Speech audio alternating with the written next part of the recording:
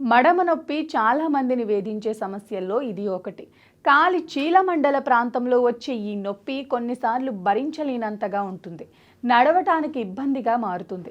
ఎక్కువ బరువు, high heal చెప్పులు ధరించడం వల్ల, తక్కువ సైజ్ చెప్పులు లేదా బూట్లు వేసుకోవటం వల్ల, శరీరంలో కాల్షియం లోపించటం వల్ల మడమ నొప్పి వస్తుంటుంది.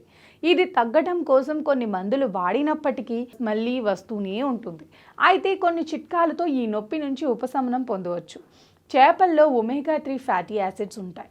ఇవి ఎముకలను బలంగా చేసి నొప్పి నుంచి ఉపశమనం కలిగిస్తాయి. అందుకే మడమ నొప్పి సమస్యతో బాధపడేవారు చేపలను ఆహారంలో భాగం చేసుకోవటం మంచిది. ఒక గిన్నెలో నీటిని వేడి చేసి దానిలో 2-3 చెంచాల రాక్ సాల్ట్ వేయాలి.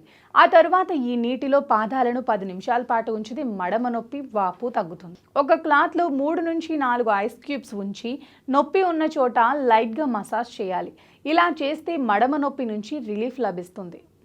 నొప్పి ఉన్న ప్రాంతంలో లవంగం నూనెతో మర్దన చేసిన రక్త ప్రసరణ పెరిగి కండరాలకు ఉపశమనం కలిగి నొప్పి తగ్గుతుంది.